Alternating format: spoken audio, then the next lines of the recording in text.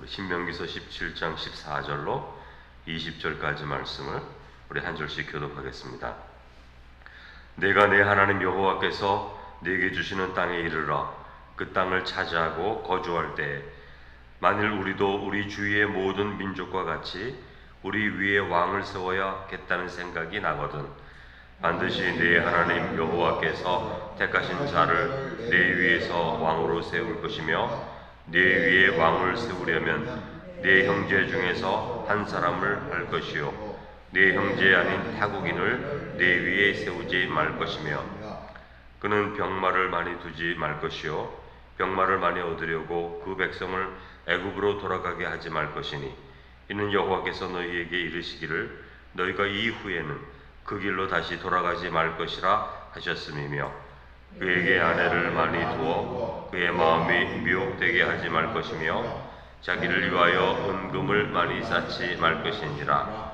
그가 왕위에 오르거든 이 율법서의 등사본을 레위 사람 제사장 앞에서 책에 기록하여 평생에 자기 옆에 두고 읽어 그의 하나님 여호와 경외하기를 배우며 이 율법의 모든 말과 이 규례를 지켜 행할 것이라. 다같이 그리하면 그의 마음이 그의 형제 위에 교만하지 아니하고 이 명령에서 떠나 좌로나 우로나 치우치지 아니하리니 이스라엘 중에서 그와 그의 자손이 왕위에 있는 날이 장구하리라. 아멘. 오늘 본문의 말씀은 하나님께서 주시는 약속의 땅에 들어갔을 때 왕을 세우시는 규례, 왕을 세우게 될 때의 규례입니다. 먼저 14절에 보면 내가 내 하나님 여호와께서 주시는 땅에 이르러 그 땅을 차지하고 거주할 때 이런 말씀이 있는데 이 말씀은 신명기서에서 자꾸 반복되는 말씀이죠. 땅에 이르러 그 땅을 차지하고 거주할 때에 이거 하라 이런 말씀인데 계속 반복되는 문구 중에 하나입니다. 근데 이 말씀에 하나님이 주시는 선물, 하나님이 주시는 은혜가 어떻게 이루어지는지 그 순서가 기록되어 있죠. 그래서 자세히 보면 여호와께서 주시는 땅에 이르러 이 말씀은 하나님이 우리에게 어떤 선물을 주신다, 은혜로 선물을 주신다 그런 뜻인데 하나님이 주시는 땅이라는 말이죠. 하나님이 주시는 땅. 그러니까 이스라엘 백성이 자기가 뭐 스스로 노력해서 생각해서 얻는 땅, 계획해서 이렇게 얻는 땅이 아니라 하나님이 본래부터 약속으로 주시는 땅, 하나님이 선물로 주시는 땅을 말하는 거예요.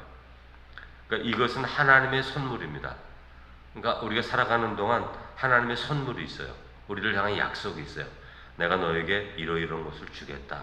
이런 약속이 있는데 그것은 우리가 생각해서 얻으려고 하는 것이 아니라 하나님이 선물로 주시는 거다. 하나님으로부터 시작되는 것이다. 그 말을 하는 거고요. 두 번째 단계는 그 땅을 차지하고 이렇게 말하죠. 그러니까 선물을 받은 이스라엘이 이 땅을 너에게 선물로 준다. 아브라함부터 얘기하지 않았습니까? 이 땅을 선물로 주겠다. 이렇게 말씀하셨을 때 그 선물을 받는 이스라엘은 그것을 차지해야 한다. 그렇게 말하는 거예요. 차지한다는 것은 뭡니까? 선물은 그냥 막 주어지는 것이 아니라 하나님이 약속했다고 자동으로 이루어지는 것이 아니라 너희가 차지해야 하는 것이다. 그 말씀이에요. 그러니까 그 약속을 믿고 힘을 다해 싸우라는 거죠. 도전을 하고 기도를 하고 애를 쓰고 헌신을 하고 그럴 때 약속이 이루어지게 되는 거죠. 사무엘이 다윗에게 너 이제 왕 될 것이다. 하나님이 너에게 왕 되라고 내가 너에게 기름 붓는다. 기름 붓졌습니까? 다윗이 자동적으로 왕이 됐나요? 사울 왕에게 쫓겨가기 시작하잖아요. 뭐 10여 년 정도 쫓겨가면서 도망 다니는 가운데 사람들이 모이는 가운데 왕의 리더십이 생기게 되고 이런 과정이 꼭 있지 않습니까? 아브라함도 마찬가지. 가나안 땅으로 가라. 그 먼 길을 걸어가면서 여러 가지 일들 만나고 위험도 당하고 위험 가운데서도 이겨나가기도 하고 때로는 실수하기도 하고 그런 일을 겪지 않습니까? 그러니까 하나님이 약속하신 땅을 차지해야 되는데 차지할 때는 우리 자신의 헌신과 노력과 수고와 담대함이 필요하다는 것을 말하는 거죠. 그래서 땅을 차지하고 이렇게 표현하는 겁니다. 그리고 맨 마지막에 거주할 때 그러니까 하나님이 주시겠다고 선물인 그 땅을 차지하기 위해 힘을 다워 싸워 나갈 때 이제 마침내 싸워서 이겨서 거주하게 된다. 그렇게 말씀하고 있죠. 그러니까 약속이 이루어지는 것입니다. 그러니까 하나님이 우리에게 선물로 주실 때 성도는 그것을 차지하기 위해 노력해야 돼요. 수고해야 돼요. 애써야 돼요. 때로 눈물도 흘리고 기도하게 되기도 하고 용기가 필요하게 됩니다. 그렇게 되면 차지하게 되는 거예요. 약속이 이제 이루어지게 되는 것이죠. 그러니까 언제나 하나님께서 나에게 무엇을 주시겠다 이렇게 약속하셨을 때 그것을 차지하기 위한 노력이 필요하다. 믿음의 노력이, 수고와 헌신이 꼭 필요한 것을 우리가 알아야 된다는 것입니다. 그래서 이렇게 약속의 땅에 거주하게 될 때 이제 왕을 세워야 할 때가 오게 되면 왕을 이렇게 세워야 된다. 왕을 세우는 규칙이 있는데 왕의 자격에 대한 말씀입니다. 15절에 보면 왕의 첫 번째 자격, 타국인이 아니라 형제 중에서 세우라 이렇게 말씀하고 있어요. 신앙의 한 공동체 안에 있는 사람을 세워야 된다. 히브리 백성 중에서 세워야 된다. 근데 그 말씀을 하고, 두 번째 자격은 16절, 병마를 많이 두지 말고 병마를 얻으려고 애굽으로 돌아가지 말라 이렇게 말씀합니다. 우리 같으면 이렇게 말 안 하죠. 병마를 많이 준비해야 된다. 그러니까 국방력이 아주 튼튼해야 된다. 무기를 많이 만들어야 된다. 핵무기를 가져야 된다. 이런 말이잖아요. 근데 이 말씀에는 병마를 많이 두지 말아라 이렇게 말씀하는 거예요. 그리고 병마를 얻으려고 애굽으로 돌아가지 말아라. 하나님이 이렇게 요구하시는 거죠. 그러니까 이스라엘의 왕은 항상 전쟁할 때에도 무기만 가지고 전쟁하는 것이 아니다라는 것을 알아야 되는 거예요. 당시 최고의 왕 바로의 손에서 해방된 것이 무기 때문에 해방된 게 아니잖아요. 무기가 없었어요. 이스라엘 백성들은 다 종이었기 때문에 애굽의 바로에 싸울 수도 없습니다. 그런데 이겼어요. 바로를. 그 당시에 바로를 이긴 나라는 하나도 없어요. 지금 미국과 같은 나라이기 때문에 바로 애굽이. 근데 그 나라에서 해방되었다는 것을 기억하라. 전쟁을 통해서 해방된 것이 아니라 하나님의 능력과 권세를 통해서 너희가 해방되었다. 그것을 왕은 기억해야 된다. 그래서 자꾸 무기 만들려고 병마를 많이 가지고 있어야 전쟁에 이기니까 그 병마를 자꾸 구하려고 애굽의 백성들이 돌아가는 것을 하지 못하게 해야 된다. 그렇게 말씀하는 거예요. 이 애굽이라는 것은 어떤 곳입니까? 과거 종되었던 곳이잖아요. 광야에서 언제나 우리가 애굽으로 다시 돌아가야 된다. 다시 돌아가야 된다. 이렇게 불평했던 것이 애굽이잖아요. 애굽의 특징은 뭐냐면 신앙의 자유는 없는데 풍요함이 있어요. 먹고 살 수가 있단 말이죠. 걱정 없이. 신부는 종입니다. 종임에도 불구하고 먹고 살기는 해줬으니까 이제 먹고 살기 위해서 애굽으로 돌아가야겠다. 이런 생각을 자꾸 하게 되는 거죠. 그러니까 애굽의 풍요로움에 대한 미련을 벗어나지 못하고 참된 자유함은 없지만 애굽으로 돌아가야겠다. 이렇게 늘 미혹을 받은 데가 애굽입니다. 그래서 하나님은 애굽과는 완전히 단절을 요구하는 거예요. 애굽 같은 곳이 성도에게 큰 유혹입니다. 신앙의 자유는 없고 하나님을 깊이 믿을 수는 없는데 먹고 사는 것이 보장된 곳, 애굽. 자꾸 돌아가려고 하는 거죠. 여기에는 근처도 가지 마라. 이렇게 하나님께서 말씀하십니다. 세 번째 규례는 왕은 17절 아내를 많이 두어 미혹되어서는 안 된다. 이렇게 말씀하는 거죠. 솔로몬이 많은 이방인 여인들과 결혼하지 않습니까? 이 정치적인 결혼인데 결혼을 하면 우상을 다 가져오잖아요. 그 여왕, 쉽게 말하면 그 왕비가 우상을 가져오니까 그 우상을 자꾸 우상으로 유혹하게 되는 거예요. 그래서 말년에 솔로몬이 우상으로 인해서 크게 미혹을 받아서 하나님으로부터 떠나는 것을 우리가 보게 되는 것인데 그런 미혹이 있다는 것이죠. 그래서 우리가 성경을 보면 창조 때부터 가장 결혼의 이상은 일부일처제, 그죠? 아담과 하와 이렇게 우리가 알 수 있는 것이죠. 그리고 아브라함도 사라를 아내로 맞이하게 되지 않습니까? 한 사람을. 고대 시대에 돈 있는 사람이 한 여성과 결혼하는 것은 별로 있을 수 있는 일이 아니에요. 더 많은 여인을 아내로 얻을 수 있는데 고대 시대이기 때문에 특별히. 근데 아브라함은 사라와 살았어요. 그것도 아기를 낳지 못하는 후손을 내지 못하는 사례와 살았단 말입니다. 나중에는 이제 아이 낳기 위해 첩을 얻기는 하지만 그런 믿음의 정신이 우리 믿음의 조상들에게 있었다는 것을 우리가 알 수 있습니다. 네 번째 왕을 세우는 규례는 17절 후반부에 은금을 많이 쌓지 말라. 이것도 이상한 말씀이에요. 아니 왕이 되었으면은 나라를 부자로 만들어서 은금을 많이 쌓아둬야 하는데 은금을 많이 쌓아두지 말라. 하나님이 이렇게 말씀하십니다. 은금이 뭐 전혀 필요 없다는 것이 아니라 과도하게 은금을 쌓아놓지 말아라. 이렇게 말씀하시는 거예요. 그러니까 이 말씀을 달리 말하면 물질이 족한 만큼 있으면 되지 과도하게 물질을 탐하지 말라. 이렇게 말씀하는 거죠. 물질이 힘이 되는 게 아니다. 그것을 왕은 알아야 된다. 이렇게 말씀하는 거죠. 오히려 물질이 많으면 유혹도 굉장히 많아지고 그렇습니다. 어떤 분은 로또에 당첨되어서 더 불행해지는 경우가 많아요. 여러분 통계를 보면 대부분 이혼을 하고 그리고 자기가 사는 곳에서는 살기 힘드니까 다른 나라 가서 살아야 되는 것이고 뭐 가족들도 다 버리게 되고 뭐 그런 경우들이 행복해지는 것보다 더 많다는 것을 보게 됩니다.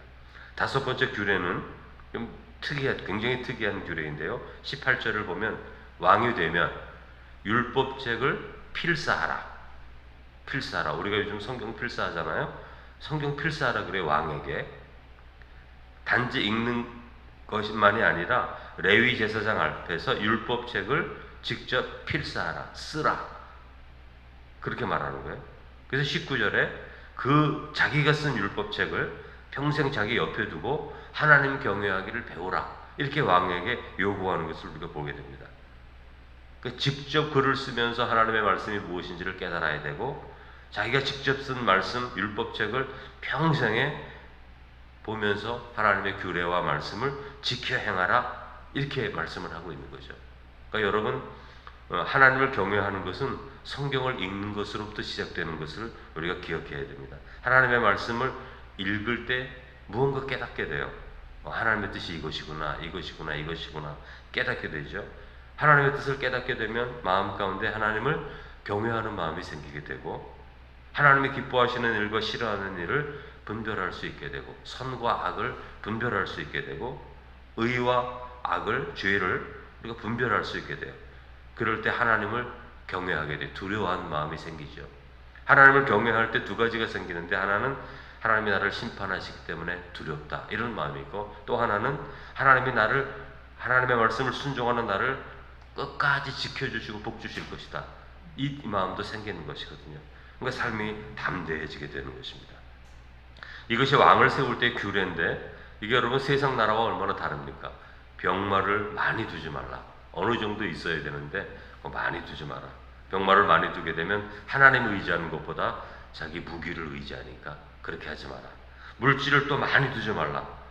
이것도 특별한 말씀인데 많이 두지 말라는 거예요. 물질도.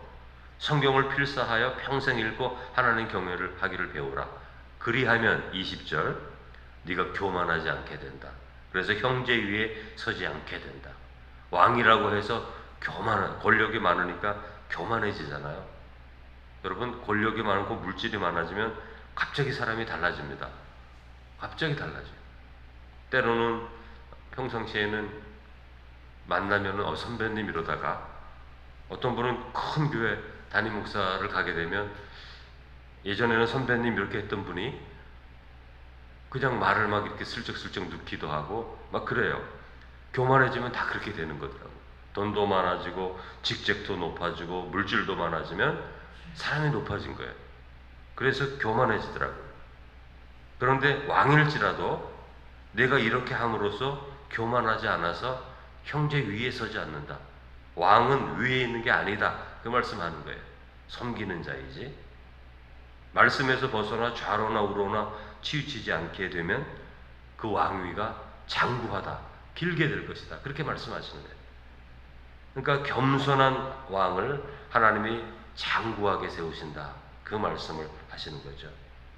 이것이 왕을 선택하는 규례이고 왕의 역할을 하는 규례인데 모든 권위와 권세가 하나님이 주시는 것이지 하나님 경외할 때 주시는 것이지 그저 사람이 물질로 무기로 만들어가는 것이 아니다. 그걸 이스라엘의 왕은 알아야 된다는 것이죠. 여러분, 우리의 삶도 마찬가지입니다. 왕뿐만이 아니라 무엇이 부족해서 안 되는 것이 아니고, 물질이 부족해서 안 되고, 권위가 부족해서 안 되고, 그런 것이 아니고, 우리가 진실로 하나님을 믿지 못하게 안 되는 게 많아요. 우리 인생에. 여러분, 가난하다고 아이들이 공부 못합니까? 학원에 못 가서 아이들이 잘못됩니까? 그렇지 않잖아요. 하나님을 진실로 믿고 하나님이 이 모든 것 가운데 함께 하신다는 것을 믿고 하나님을 의지하고 하나님의 은혜를 사모하고 믿음으로 살아갈 때 하나님이 열어주시는 길들이 있단 말이죠. 다윗과 같은 사람, 그런 사람 아닙니까? 요셉도 마찬가지고. 그러니까 하나님을 믿는 자의 길은 세상이 가는 길과 다르게 하나님이 인도하시는데, 그 길은 하나님의 말씀을 믿고 순종하고 그 규례를 따라가는 삶을 통해서 주시는 강성함. 우리 신명기에서 말하는 규례를 지키면 너가 강성해지고 땅을 차지한다, 그렇게 말씀하셨잖아요.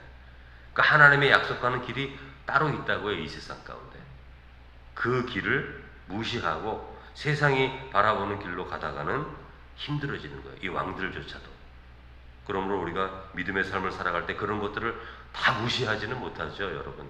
그러나 그것을 절대적으로 생각하면 안 되고, 하나님의 백성들은 하나님을 믿고 의지하고 그 말씀 순종하는 게 1순위고, 그리고 나머지는 또 세상적인 그 방향이 있잖아요. 또 그걸 다 무시할 수 없잖아요.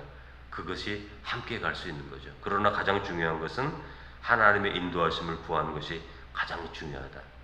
그런 삶을 통해서 우리의 삶 스스로 하나님의 축복을 증거할 수 있는 성도 되시기를 주님의 이름으로 축원합니다. 사랑이 많으신 하나님 아버지, 하나님께서 우리에게 선물을 주십니다. 약속을 주십니다. 모든 사람에게 주십니다. 그 약속은 우리가 하나님의 신실하신 약속을 믿고 차지하기 위해서 애를 쓰고 땀을 흘리고 수고하고 노력하고 그 가운데 그 땅을 차지할 수 있음을 믿습니다. 사랑이 많으신 주님, 우리의 인생 가운데 하나님이 주시고자 하시는 계획과 뜻과 선물이 있는데, 하나님이 주시는 인생의 큰 선물을 받을 수 있는 성도가 될 수 있도록 인도해 주시고, 왕에게도 자격이 있는 것처럼 또 우리 성도의 삶 가운데도 자격이 있는데, 무엇보다 세상적인 것에 마음을 두고 교만해지지 않게 하시고 하나님이 주시는 말씀을 늘 묵상하고 읽음을 통해서 하나님이 우리에게 요구하시는 것이 무엇인지 그 성품으로 자라갈 수 있는 성도가 되게 하셔서 이 세상에는 세상의 길만이 아니라 하나님의 은혜로서 성도들을 인도하시는 믿음의 길, 축복의 길, 은혜의 길이 있는데, 그 길을 선택하며 날마다 나아갈 수 있는 성도가 되어서 이 세상 가운데 하나님의 돌보심과 인도하심을 따라 풍성한 삶을 살아가는 성도가 되게 해 주옵소서. 우리 이태원 지역에 또 이 나라의 큰 슬픔과 비극적인 마음으로 하나님 있음을 주님이 아십니다. 우리 하나님의 위로와 평강으로 인도해 주셔서 이 어려운 일들을 또 지혜롭게 이겨나갈 수 있게 하시고, 서로를 돕고 축복하고 사랑하고 또 평안을 구하는 가운데 믿음 안에서 하나님이 주시는 평강을 누릴 수 있는 귀한 시간 될 수 있도록 은혜를 더해 주옵소서. 예수님의 이름으로 기도드립니다. 아멘.